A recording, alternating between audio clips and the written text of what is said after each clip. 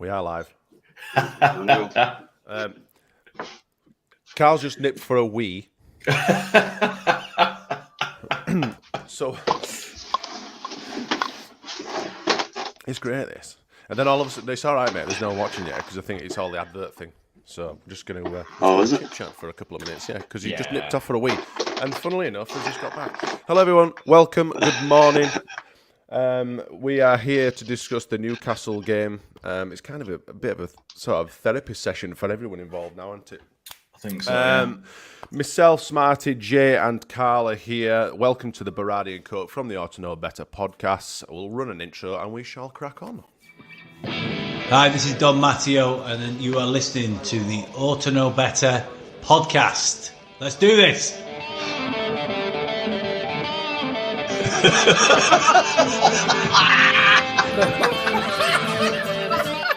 You look like fucking Brolin, you're a Leeds hating bastard. Look like some sort of fucking weird floating head. No. He's a utensil player a bit, innit? I mean, I feel a bit right, dickhead. Nothing spectacular, really. Morning, chaps. How are you doing? Are you both fresh and well after yesterday's wonderful day out at the Peacock as well? Afterwards, it was nice to see you both.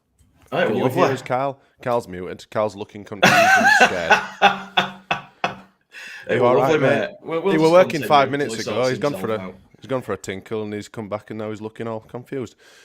Jay, lovely to see you again, mate. Yesterday, did you have a good day? You too, mate. You too. I enjoyed myself overall. I were a bit pissed off at not winning that game, but you know, you're always really angry, and then you come I am a little bit. I am. Once we've seen you, we've put his arms down, and you say, "Come on, mate, it's not that bad." That's just what I need. You seem sometimes to lighten up a little bit. Yeah. I need that. I'm a bit upset that you pissed off before I really got to talk to you. Yeah. Well, it's probably a good thing, really, because I'd have probably made you more angry and then sent you off on your way. Probably, yeah. Carlos, how you doing, pal? Are you well? Doing all right, yeah. Not too bad. I'm not as angry as Jay. No. I was actually fine this morning. Even brought the dog for a walk. Yeah. I'm not good at drinking beer and it being sunny. I mean, this size of my head, it's like it just soaks all the sun in. So it's like, fucking hell. Chaps, we drew with Newcastle 2-2 yesterday. I thought a half decent game, to be honest. What are your thoughts overall on the performance and the result? Go on, Carlos. I be honest, I was actually quite happy with the performance. We had good spells where, we looked like we were going to cause them a lot of trouble here and there. But again, we'll touch on it later. It just comes down to our finishing and leaving ourselves a bit open at the back when we do try and attack. But it does seem to be more under control at the back than it has been in recent months, which kind of gives me a little bit of confidence. And I'm still, call me what you want, delusional, whatever you want. I still think we're going to stay up because I think West Ham, they're going to be fixated on a second leg, might win that. Then Spurs, well, let's be honest, they're being very Spursy at the moment. So why the hell not? 4 points there from the last two, I think. Yeah, true. Jay? I mean, I'm upset about elements of that game, but overall, you can't knock the team performance. I don't think we matched them, more than matched them at times. We didn't go in there looking like a shite team against a top team at all. We gave them a real fight, and for me, we had large parts of that game. We were the better side. We were doing the same shite passing at times and giving the ball straight back to them, putting ourselves back under pressure. But we seem to deal with that better than we have in the past. And like Karl said, we seem more solid at the back. We're not all at 6s and 7s anymore. And I don't know if that's all at sea. Yeah, exactly. I don't know if that's partly because of the keeper change and it's calmed them down a little, or if it's just something else that Sam wants to implement. But they look decent at the back. Firpo were a bit mental again yesterday, and that fucking penalty. I mean, I'm still upset. I'm still really upset about this, and which the fact that he handed the ball after being fouled, or the fact that Patrick Bamford spooned one. The fact that Patrick Bamford spooned one. I mean, I feel kind of bad because I've proper slated Bamford about this, but there's also an element there of the management shouldn't have let him take it. You know what I mean? That's on them. But I'm just an opportunity, so though, isn't it? It's him. an opportunity to get your striker to score a goal and give him that little confidence boost. But it has an It adverse is. effect on it. You know, if he does what he did yesterday, it all goes to shit and goes downhill. Although I don't think he played that badly. I mean, let's talk Patrick Bamford standards. Bamford standards. I don't think he played poorly. You know, he were put the cross in for the first goal for Yeah, that was decent. Rodrigo header that he saved, and then Luke Ayling blasted it in. Although that said, if Bamford had probably been on the receiving end of that one, he'd have probably fucking hoofed it over or He just stuck it skied right. it, wasn't he? So I'm kind of glad Ayling were there to just tuck it away. And He manages to miss the unmissable. It's a special talent that he's got. Yeah, Leicester. I would have been disappointed in Ayling, to be fair, that he didn't go and do the Robbie Keane with Robbie Keane. I mean, what's that all about? I saw the replay of the goal there this morning on his celebration, and that's the first thing that came to my head. He was like, he's got the dude there who can show him how to do it properly. Just waiting fucking do it, man. You're just waiting for Spurs game when he smashes in the winner in 80th minute and he goes and does Robbie Keane. Robbie Keane's there outside of him. Doing it Robbie Keane joins him on the sideline. I mean, that's what I mean. Going back to Bamford, he didn't have a terrible game, but there were things that he did screw up for me. Like there was one where there was a ball put over the top frame and he should have crossed it, and instead of doing that, he booted it straight out for a goal kick. And there was the penalty. You know, it's those little things that take away from an overall performance. Do you know what I mean? I know what you mean about the shot. He just completely spooned it into Cop, didn't he? Yeah, and the problem I've got with the whole penalty thing is like people like yourself will say, "Oh yeah, it's an opportunity to get your striker back on the score sheet, get him firing for these last games. You know, that'd be great." But Bamford's a person that we've already seen proven can't play under pressure. He was banging goals in when there was no crowd, and ever since he's just not been the same. And I don't know what's going on with him, but he's not a man to put everything on his shoulders when the chips are down. Do you know what I mean? Not for me. See, I tend to disagree with that. Sorry, just a sec, Schmert. I tend to disagree with that Bamford and no crowds thing. I don't think that's anything to do with that at all. I don't think it's anything to do with him not being able to handle the pressure. I just think he's just his headspace isn't right at the moment. He was out for a long time injured, very long time injured, came back, scored last season, out again. You know, he's had a horrific run of kind of inconsistency with his timing from when he's been fit to when he's been injured. And you thought when the World Cup was on, he'd come back after that, but he was still bloody injured, like, you know. So, yeah, I'm not sitting here defending everything that he's, you know, done badly or you know, anything like that. But I think you kind of have to look at it from, if you were in his position and your head's gone, you want to take that penalty. You want to take it because you want your head to get in a good space, and the only way to do that is by scoring goals. Now, he did get an assist, which would probably do his confidence the world of good as well. But overall, I thought he had a very good game yesterday in spells. Like he held the ball up well. There was an instance in the first half where he held the ball up on the wing, and there was two Newcastle players around him. Now, Bamford's role, in my opinion, in that team is to hold the ball up and bring players into the attack.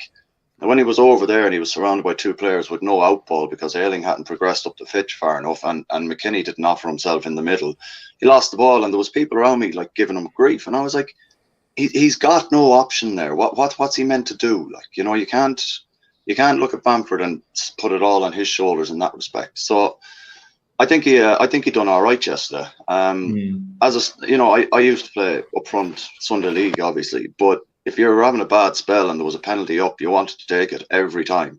You just want to smash it and make sure that it goes in. Just unfortunate. Nick Pope's a very good keeper. You know? Yeah, he is a very good keeper. And as one of the comments, we came up against him. I think it was Stu Nick that just flashed up across the screen there. Yeah, Bamford didn't technically miss it. You know, it was saved, but you'd expect a better quality sort of pen. I mean, you just look at, Wilson's. I mean, the second pen, well, we'll go on to that, but the first pen, he tucked it nicely. I mean, Robles nearly got an hand to it as well. You know, it was close, but when you look, I mean, for Bamford, and I don't want this to be a Bamford bashing pod because I think over the course of the last few seasons, really, we've said what we need to say about Bamford. But when you look at the contrast between Bamford and Callum Wilson, that were it's just chalk and cheese in it. And it's only a couple of seasons where you could have put a piece of paper between them both. Yeah, definitely. For the quality and the standard that they were both playing at, and now it's just like holy shit. There literally couldn't be any further differences. Yeah. So when you look at it from that sort of view, but like you said, Karl, Bamford's just missing that confidence. However, at this end of the season, this crucial time of the season, we've taken Meslier out of the team and put Robles in because his headspace is clearly fucked. And for the same exact reasons, why aren't we doing that with Bamford and using That's him? That's exactly what I said on Twitter.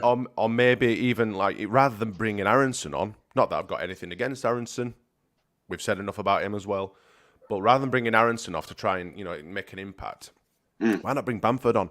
Because those defenders know on his day, Bamford's a good player. He holds the ball up well.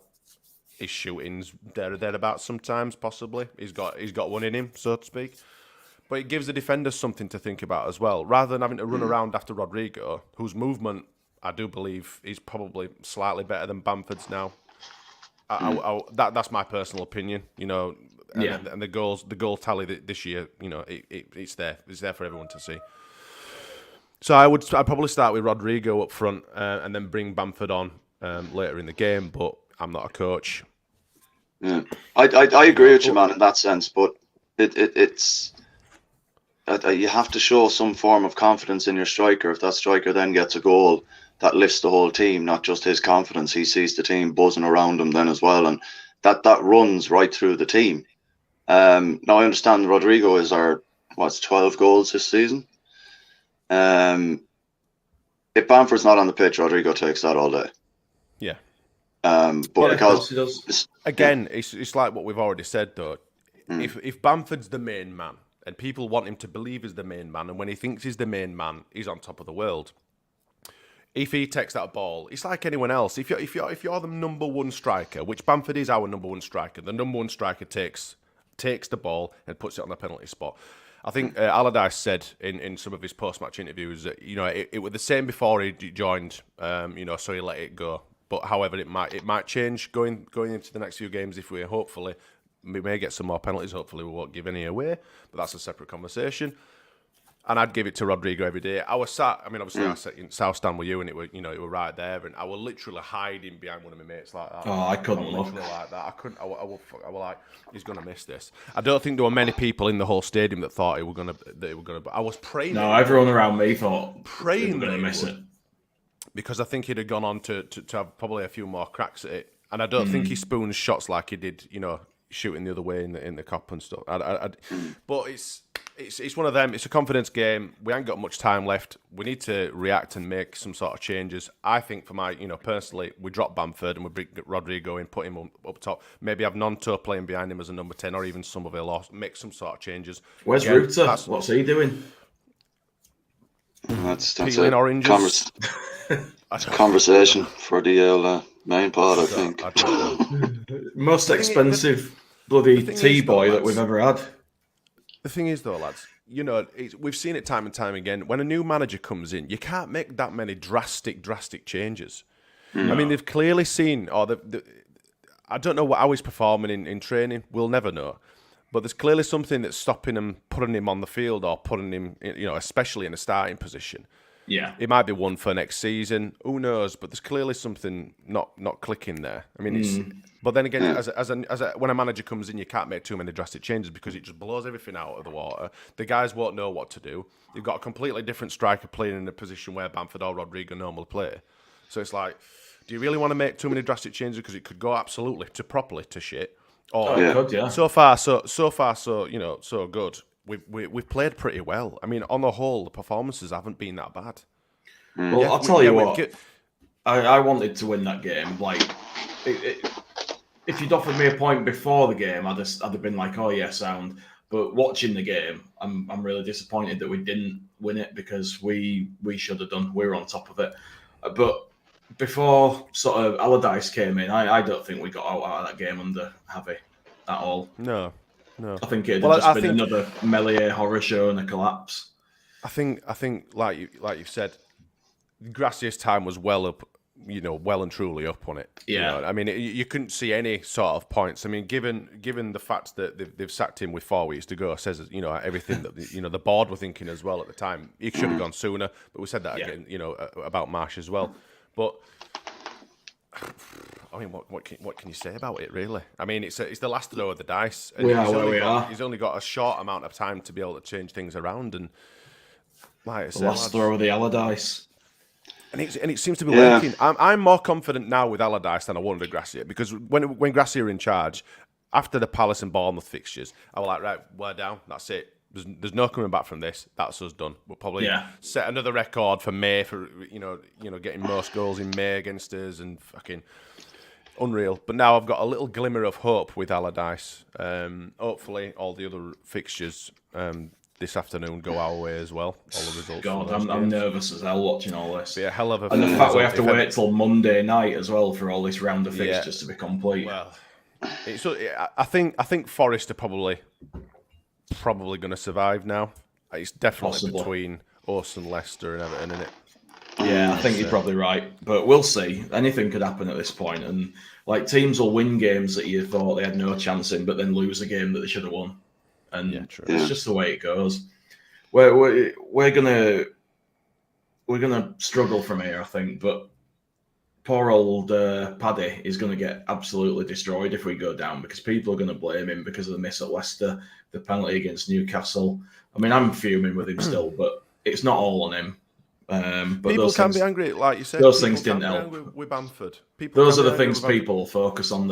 It's going to be Melier and Bamford that get it, man. He's not the fucking reason why we can't transition the ball from defence to midfield. No, that's it's not Patrick Bamford. But he can't finish. Ball from midfield. He has cost us. But other players have cost us too. It's strikers. You look at the way we're playing now. Lumping a ball up to Patrick Bamford against Man City and lumping a ball up against. I mean, both Man City. What is that going on there? What is that? You, Karl? He's dog licking your mic or something. No, he's down. I muted him and it's gone away. Well, obviously because you can mute. What? No, I was just checking if it was coming from Sound you. Like you were. Sound like you were rustling a bag. Really loudly. Probably my chair, is it? No, it wasn't that. It was like. I've done nothing. I haven't got effects on there. Barely moved. I've completely lost. Anyway, it's gone. But Newcastle and, like I said, Newcastle and Man City are very, very, very good defensively. They've got some great centre backs. So lumping a ball up, in that kind of fashion to Bamford, I mean, it's a recipe for disaster. But I don't think he did that badly. I really don't. Who was their centre back? That big lad. He's fucking absolute monster of a chap. Like a bungalow. I don't know what he was. Like the gable of a house. No, upstairs. It was mental. Like and like you were saying there, Smarty. It's like, why are you lumping balls up to him? The big fucker. When he's not going to win them balls, like at all. Someone suggested to me. I can't remember who it was in Peacock. It might have even been Luke. It were either Luke or Lindsay, and they said that Bamford bullies defences. I went, sorry?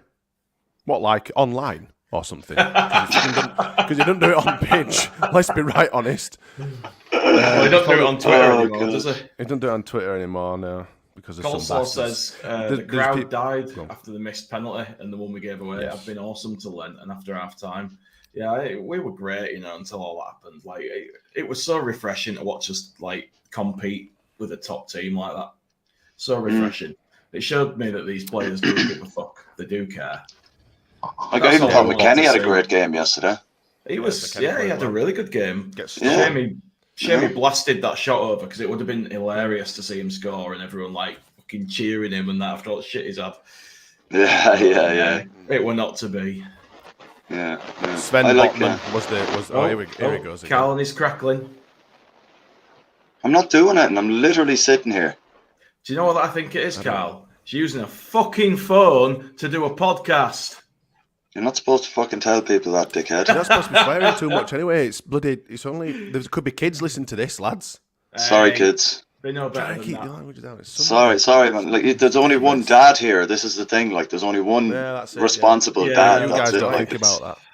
I can swear in front of the dog. Like, it's fine. Where more men behaving badly, and you're like Mr. unruly, Dad. uncouth individuals that you are. Something like Absolutely. that. How did you think the referees got on yesterday? The refereeing team got on yesterday. The Geordies in the green. Are we getting on to this one now? Like, this is... Yeah. I'm sick of like, bashing he Bamford. was shocking. Yeah, that ref yesterday, the ball twat, was absolutely shocking. That, like, there was... What was it? That the foul on Ayling that led to their penalty was just unreal. Like, how did the linesman who was 5 feet away from it not give it as a foul? And then the referee to not give it as a foul either. Like, the ref yesterday was absolutely shocking. To not see the foul on Firpo for their second penalty, even though he looked at VAR, it's like, what like, the incompetence is unreal in referees lately.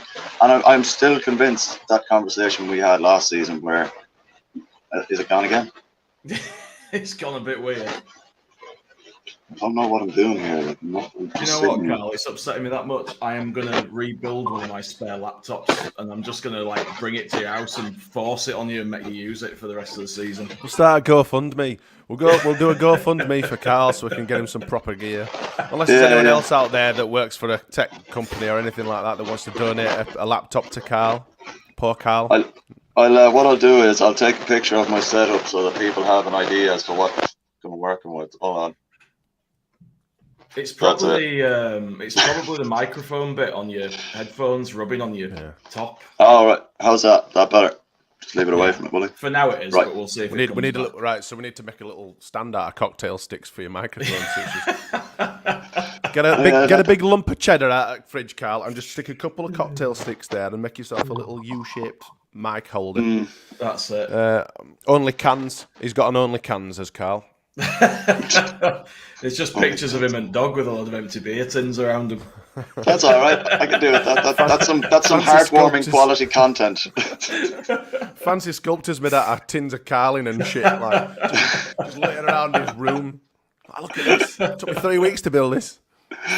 Oh man. I think that the refs gave miles too many free kicks away in the first half. It was just ridiculous. It was ridiculous. I mean, it doesn't help that Newcastle were literally throwing themselves and falling over and down. I mean, it was nice to see a ref actually book someone for diving. I can't remember who it was. I think it was Isaac, wasn't it? What it? Yeah, it could have been. Yeah, it was nice to see him actually, do that, because there needs to be more of that in the Premier League, especially against these wankers like Newcastle. Because fucking hell, it's so he had to though. Players like that. He had such a bad game up to that point. He had to fucking book someone. Like, you know what I mean? He was terrible. He was absolutely shocking. That's the worst ref I've seen at Ellen Road all season. It's funny he's been there a couple of times. It's funny how differently like both sides see it, because I've got a mate who's a Newcastle fan. He's over in New Zealand, so he will watch it at like 4 a.m. or something over there. So I'm going to put it down to him being tired. But he reckoned that the ref was all right. It was us stopping play every time they attacked. We were just trying to break it up. We were fouling on purpose. He seemed to think I was making it up when I mentioned one of their players doing a flying knee on Ayling when he were on the right wing and took him out. So he didn't acknowledge any of that. And he seemed to think that Firpo should have been sent off ages before he was. And I mean, that I disagree with pretty much everything he said. I thought the ref was shocking. I thought the fact that Ayling got fouled in the build-up to that penalty and it wasn't even checked, that's the worst part. Because if that's not a clear and obvious error that has led directly to a goal, then what is? How many times this season have we seen, and not just us, other teams have been affected by them kind of decisions where they've not actually looked at the build-up of play, they've just looked at the actual incident and completely missed it. There seems to be a thing with this where, like that handball against, we're at Arsenal or at Liverpool? Liverpool. Yeah, and he Trent Alexander's through ball, with his elbow. But they seem to say that if it doesn't directly lead to the goal, then it doesn't matter. But how does it not directly lead to the goal? Part of the build-up play. The consequent play doesn't happen without those events taking place. So I don't understand where the cutoff is for this direct involvement and how they define that, because it's bollocks. And we still haven't got that thing about audio being released and decisions explained, which is what we were told we were getting. That were publicly said, and it's just disappeared again because they don't want to do it because they know they look like arseholes. Yeah. Coleslaw and Toast in the comments makes a good point. He said his Newcastle supporting mate thought the ref was giving us everything. Was he watching the game with his eyes closed, was he? Because we might have the same mate. Coleslaw, does he live in New Zealand? Because that's what mine absurd. was. Yeah. She's in the house. She's in the house. Hey. Julie's here. What's up, Julie? She's up early. Did you hear the Newcastle fans singing "You're Not Fit to Referee" after we'd been singing it? Did you hear them sing that? I didn't notice. No, it was only a mumble. Much, to be fair, I'm surprised you didn't. You're literally only 5 seats behind me or whatever it is. But yeah, we were singing "You're Not Fit to Referee," and then they were like, we're all looking at like, what the fuck are you saying, man? You're giving bloody everything. Shut up, idiots. I'm just going to say the disallowed goal. I mean, you could clearly, anyone with a pair of eyes that aren't blind could see that it was miles offside, a good couple of yards offside, and it's like, oh, it's a goal. Oh, they're celebrating. Oh, we'll just trot back to where it was and we'll put his flag up. We all knew. Bizarre, isn't it? We all knew. Everyone in South Stand were like, why? Like shouting at, why aren't you putting your flag up? I would just wait. People screaming at, why aren't you putting your flag up? Just put your fucking flag up. It was that obvious that I wasn't worried about the fact it had gone in because I knew it had to be overturned. The thing is as well, like, I don't get it. I don't need that. Like that's one of the most absurd rules they've introduced, is that don't put the flag up until the phase of play is ended. How many times have we nearly seen players get injured through the phase of play up to the point where the linesman's like, all right, that's it now. And you're like, it's taken away from the flow of the game by not just getting it up straight away so you can get the ball moving again. Like, goal scored yesterday. I'm glad it wasn't a goal because you could clearly see it was offside. Like, but you got to put the flag up. You've got to, like. We've spoke about it before, innit? About like what's going to happen when someone does get injured, when one of these passages of play is allowed to continue when it should have been stopped. And I mean, what happens if like someone 2 foots through one of your players and should be sent off, but then the game's pulled back? So does that erase what's just happened, or do they still get a red card? Or for me, it's stupid. It causes more ambiguity. You should just put the flag up if someone's off. It's stupid. So say you were caught offside, right? But the flag didn't go up. But then we broke, for example, and then went and scored at the other end. For example, what happens then? Yeah, exactly. I mean, do you play advantage? What are the rulings around that? And they don't know themselves. Well, exactly. It's down to interpretation, isn't it? It's bollocks. I can understand waiting if there's players, if you want to see whether they get involved in play. But when it's a guy who's through and he receives a ball and he's off, like nothing else is of any consequence. He's off, so put the flag up. It's bollocks, isn't it? Yeah, I just don't get it. If obviously they'd have attacked ball, if they'd attacked the goal, we gathered up the ball and went to play it. Then do they then put the flag up? Oh, you were offside, so don't matter. Yeah. Or did they just play on? Did they play advantage? I don't get it. I don't understand. But I don't think we ever will. But at some point, that will happen, and it'll probably be us, to be fair. And then we'll end up getting a chuffing goal at the other end, and then they'll come back for offside, and then there'll be absolute hell on chaos. Oh, you're offside. Yeah, but we play advantage. Yeah, but probably won't happen. But you know what? But they don't explain anything, so it's fine. They'll just brush it off like whatever. The ref's decision making yesterday was terrible. Anyway. Oh God, yeah. There wasn't any kind of decisions that you could look at and go, yeah, that's fair enough. The only one he got right was when was it Wilson was going off, being subbed off, or someone was going off for Newcastle, and they were going the long way around or whatever, and he booked them. That was the only thing. Sure, Bamford was walking straight off towards the halfway line. Joe Linton comes up behind him and pushes him in the back, and the ref doesn't do anything. Like booked the consistency, Bamford. You booked Bamford, and it's like you're absolutely off your tits. Like there's absolutely no way he should be allowed to ref a game. Like he can't make a straight decision. Like, and I don't know who's assessing these guys because they need to be checked as well. Like PGMOL or whatever they're called. Well, they're an absolute joke for an old anagram. They certainly are. A statement. Oh, we're really sorry that our referees are shit and incompetent. We'll try harder next time. And then nothing changes. Nothing changes. But anyway. I see that you've started a few comments, Jay, so I'll go through them. Yeah, go for it, mate.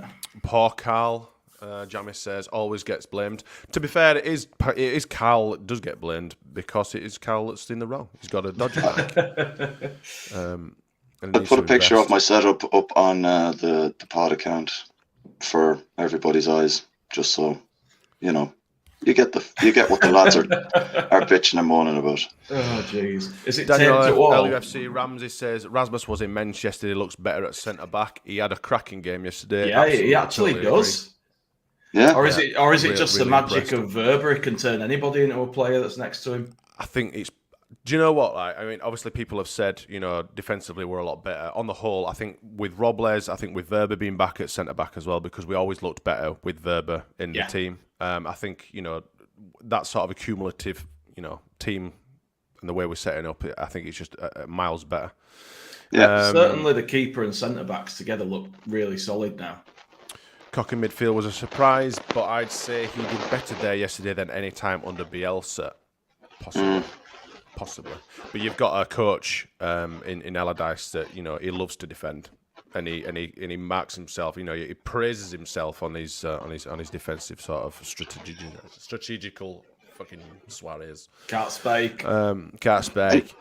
You can understand why going off yesterday. It was a good defensive display compared to previous games. Yeah, we're solid. Yeah, absolutely. Absolutely. Paul Senior saw it on the square ball earlier that it's mathematically possible for us to be relegated before we kick off another ball. I think that, possibly.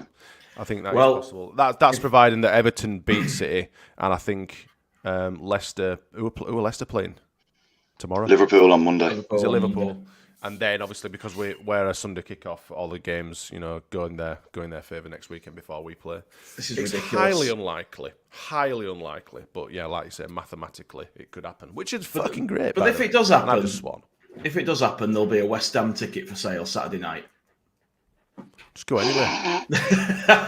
I'll go anywhere. I'll drive all that way just so I can boo at the bastards and tell them what I think. Boo! Boo! I'll take a megaphone and a vuvuzela. Yeah. Oh god. Yeah. Were you happy with the formation yesterday? 4-3-3. I thought it were all right. I thought it did the job. We looked good, so can't complain about that. Yeah, it's the straight passing that fucks us up, not the formation. To be fair, I think our passing yesterday was probably the best I've seen all season in relation to completed passes, because there was no kind of panic on the ball in certain areas of the pitch where normally it would have been just get it away from me. I don't want it. Like obviously we had a few of those, but not the consistency of what we've been looking at all season. Like under Marsh, it was just ridiculous. It was like they were just playing the ball into a certain space and hoping to God someone was there. They weren't even looking. Like yesterday, it looked I want to say organised in a way, but not to get too ahead of yourself either. Like that kind of way. But I think Forshaw coming on. Yeah. I thought Danny's Forshaw. In the comments saying Greenwood was okay first half and then Forshaw's second half worked better. Yeah, much better. Forshaw was rock solid. He's a Rolls Royce, isn't he? Did you remember that down in the bottom corner near the away fans where somebody got through and Forshaw came fucking busting a gut back and he fucking tackled it? They were St. Maximan, the bandage man. Yeah. The bandage man. More bandages than frigging player there, didn't there? The mummy. But it's one of them lads, isn't it? I mean, his contract's up at the end of the season. Apparently he's interested in signing an extension as well. Depending on what league we're in, do we take a gamble? I mean, on his day, and we've said it time and time again on this podcast especially, he's such a good player. He's such a good player. It could, like a lot of people will say, it could find frigging space in a crisp packet. He's that good. But because of his inconsistencies with his injuries and stuff like that, is it worth a gamble signing him again for him to get injured in pre-season again and then sit on bench for earning a wage for 6 months? If we don't give him a contract, how much do we spend getting someone else to fill that squad spot? Do you know what I mean? I think you got to weigh that up. I don't see him as the future going forward for us, but he's definitely someone I would keep in the squad because he loves the club. He's been in these fights with us. He's done it all with us, and he's good experience to have. And you know that he's reliable, he's solid. He won't let you down. He might not be spectacular, but he'll come on and he'll do his job, and he'll do it well most games. I thought when Forshaw came on yesterday, I think I might have said it to you in the pub afterwards. I thought he epitomised the Bielsa mentality with the way he played, with how aggressive he was in the press when he needed to be. That challenge you were on about, Jay, on St. Maximum, he cleared 60 yards to make that tackle. And against Maximum as well, who was a bloody good player. When I saw him come on, and obviously he trotted over to the left wing, and thought, Ayling's going to have an absolute freaking and he deployed the Ayling flops in remarkable circumstances, to be fair, because all he did as soon, he basically played them at their own game. As soon as he felt a hand or anything, bosh, straight over the ball. There were a young lad, I don't know what his name, the young lad for Newcastle that came on. Oh, that blonde douche. The blonde lad. No, not Gordon. Not Gordon. There were another kid on left hand side. Oh, okay. And they were having a bit of a tussle. And soon as he felt a thingy, bosh, he was down at the floor. Bing, free kick. It's like you've just been schooled, mate, in the art of the floor. The art of the floor. He did it about 4 or 5 times. It was great, and I love that when he does it, he grabs the ball straight away as well. Yeah. It's like you have to give him a free kick. What are your thoughts on Firpo now? Because apparently it wasn't a second yellow card he received; it was a straight red. Apparently, was it actually? Apparently so. Yeah. So it's not actually just a 1-game ban. Just for being pushed in the back and giving away a penalty, he got a straight red. Yeah, straight red. Well, surely we have to appeal that. I hope so, but that's what I've seen. I don't know whether we've got to appeal that if that's the case. Yeah, I don't know. If there's any truth on that one. If that's correct, the ref's done us a favour there without realising it, because we wouldn't have been able to appeal if it were a second yellow. Now we can. True. So fuck that bent twat. That's Sunday viewing. So, given that he might be, he probably will be missing for the next game. Who do we play, or what do we play? I think Matt. It was a straight red card. Don't understand why. Back, I would go with him, Rasmus, and Weber at left back. I'm not sure. What are you? We could put Strike back there. Strike had a quality couple of minutes than he did at centre back at any point this season. I don't know, me.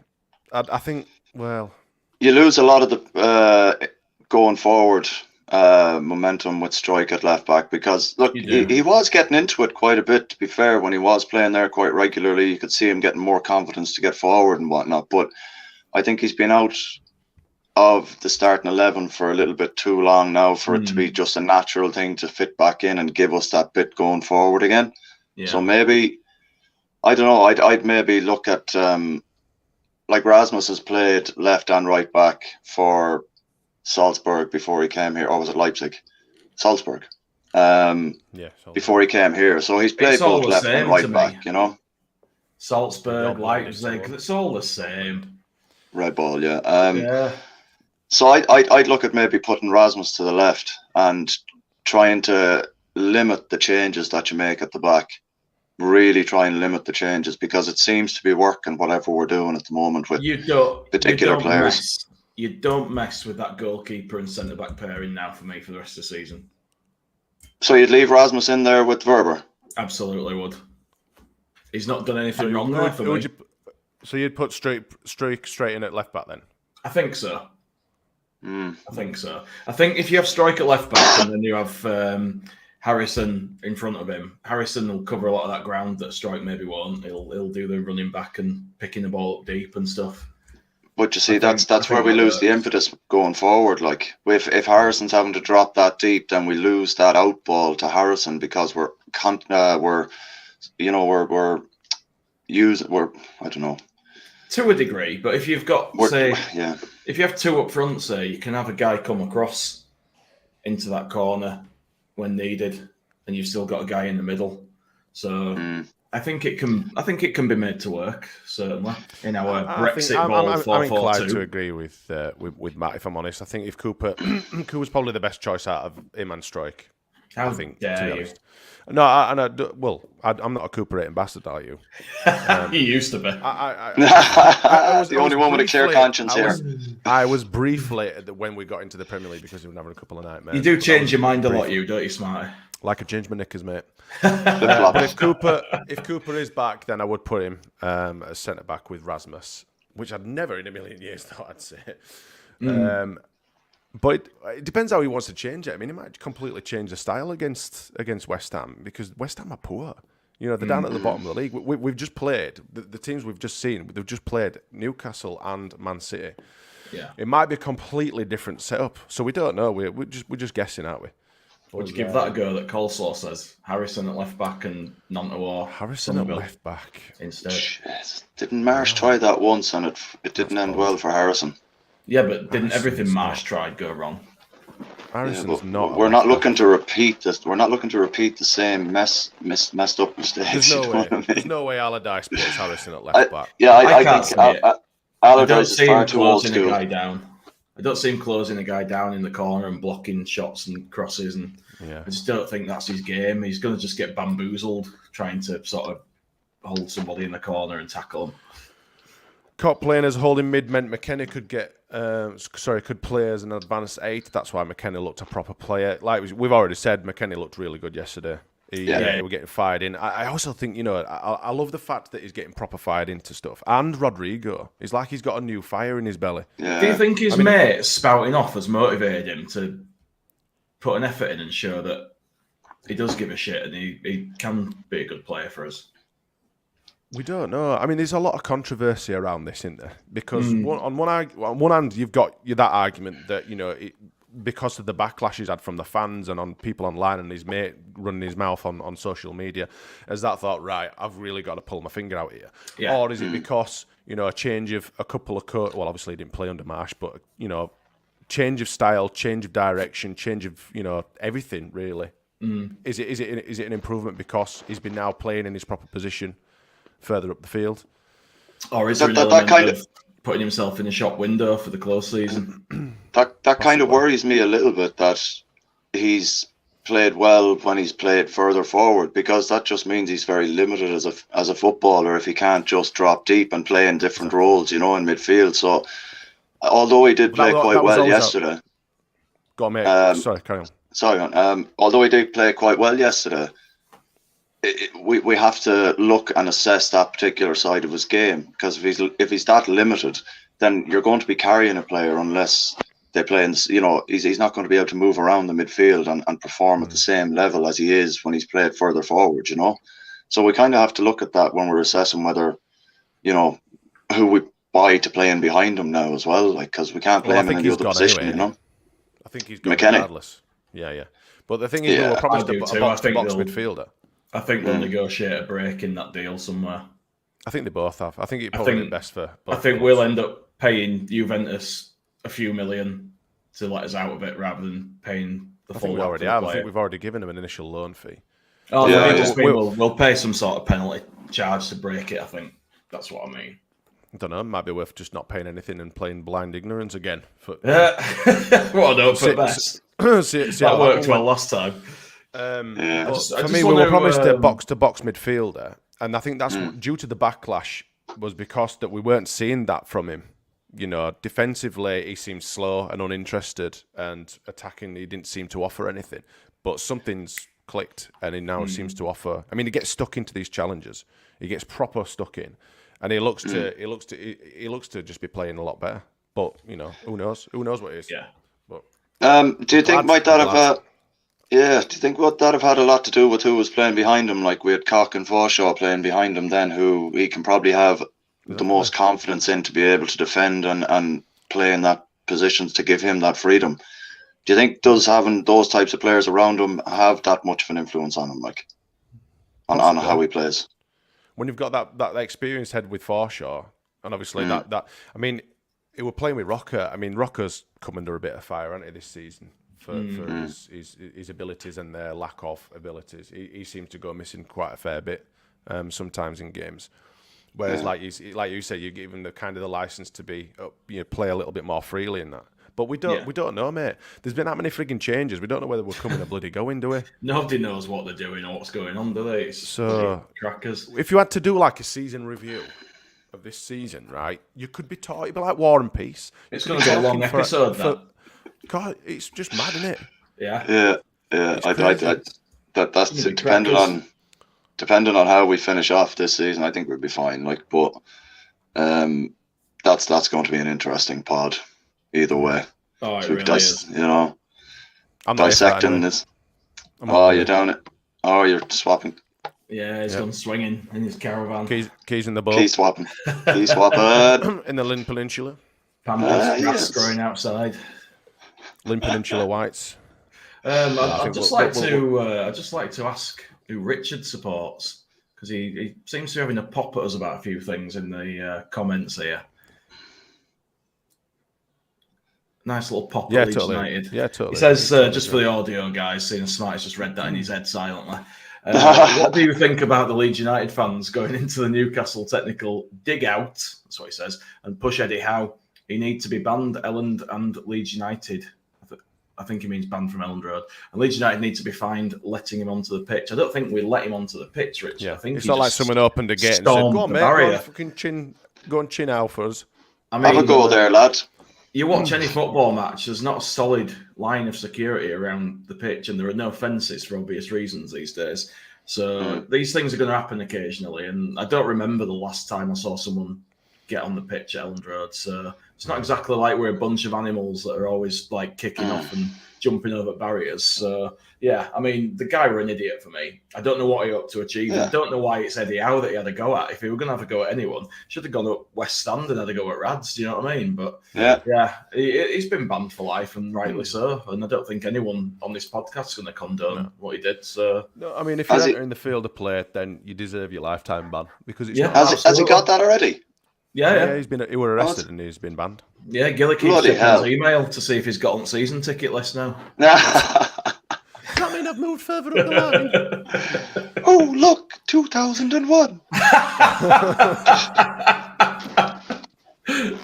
Poor Gilly. Sorry, Gilly. Hope you're enjoying your walk. I was looking at a couple of stats earlier. Fouls, we had 16 and they had 14, yet we picked up 4 yellow cards and a red, obviously for Furpo, and they only picked 2. So some would say that the referee was being slightly biased. I mean, we've already covered the ref, but I mean, fucking hell. That doesn't make for great reading on the part of the referee, because quite frankly, it just shows how inept he was throughout the game, and that should be used to down him to the championship or something for next season for the first 6 months. Because for him to have a performance like that, and then you can see what the stats are, and you're like, exactly, how's he done that now? Let's be honest. That is possibly one of the worst performances from a ref I've seen. They had 14 free kicks and we had 13. They had 14 fouls and we had 16, yet the cards completely tell a different story, don't they? Yeah. It's almost like the guy had an agenda. Almost. It's almost as if when the South Stand started singing "Who's the Geordie in the Green," they might have a tad of accuracy in that.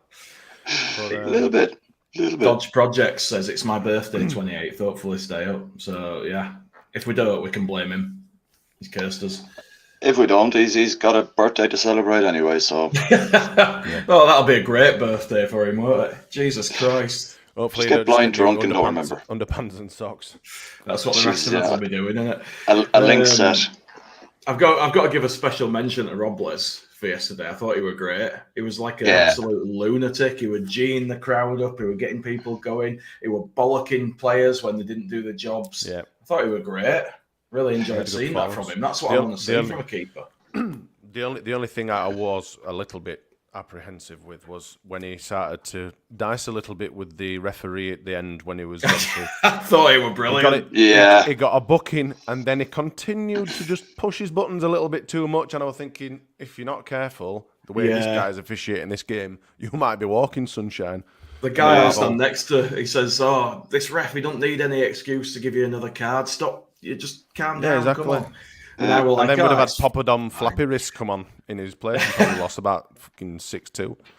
So, I was watching from behind the goal for their second penalty, and he was pointing in the right corner where he put it.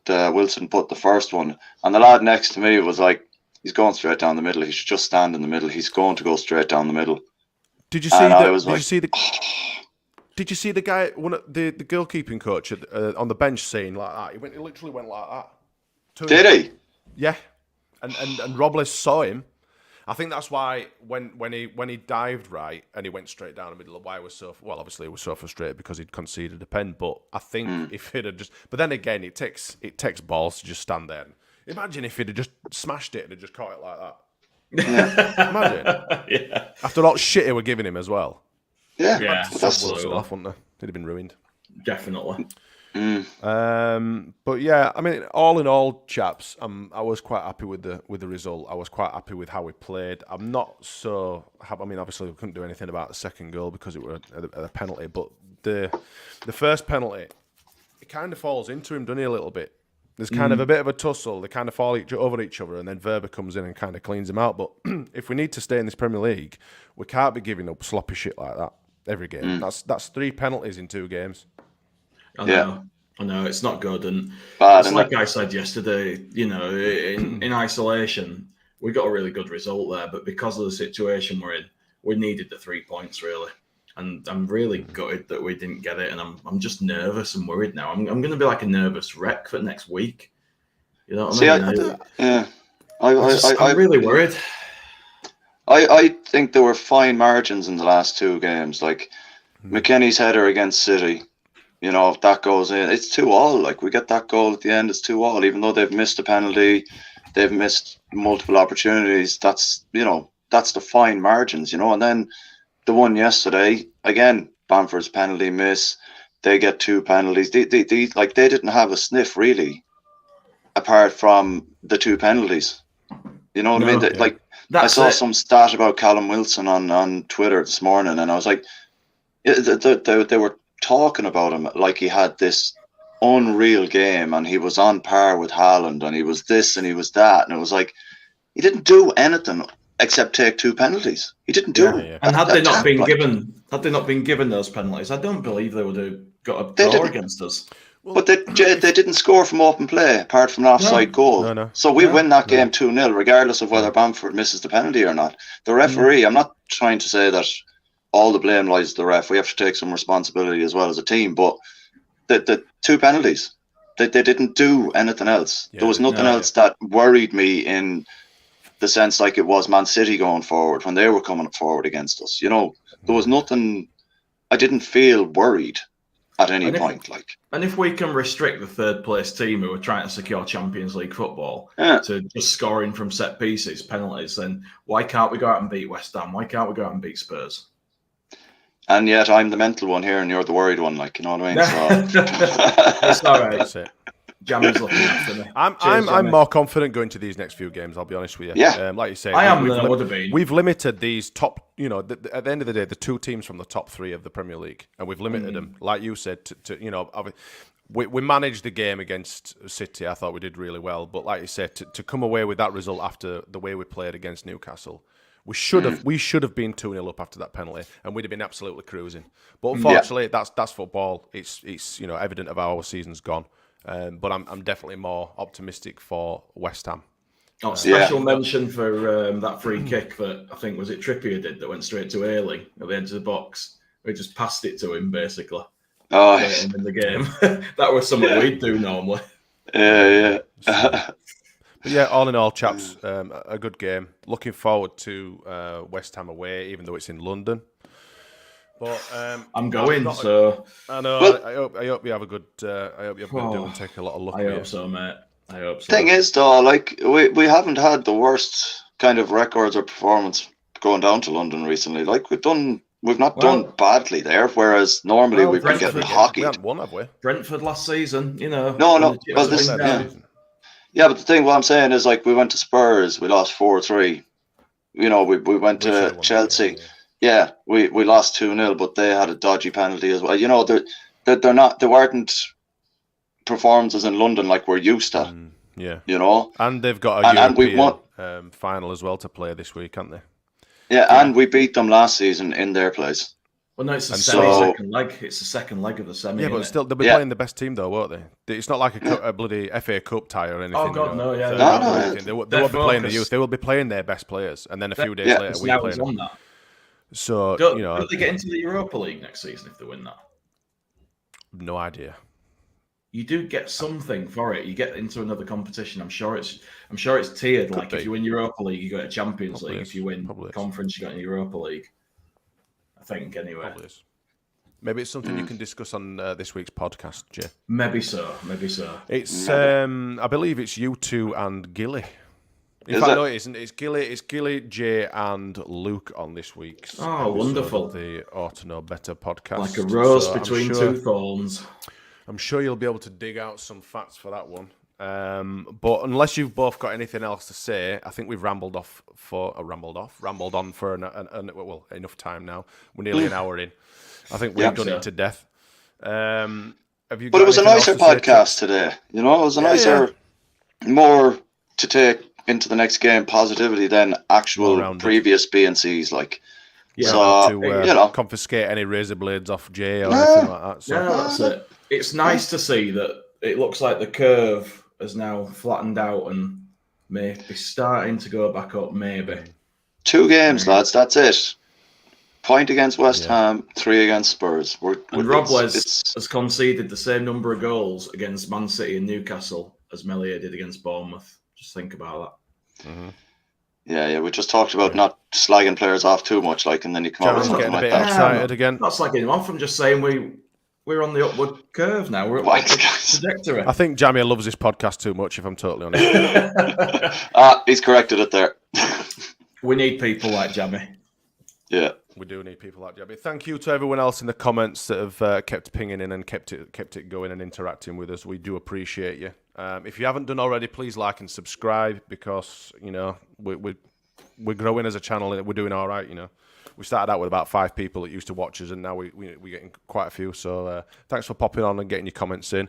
Chaps, it's been an absolute pleasure. Go and enjoy your Sundays. And like I say, the guys will be back on Tuesday for the midweek podcast. But until then, I will bid you farewell. Take it easy. Take care. Bye-bye. Bye.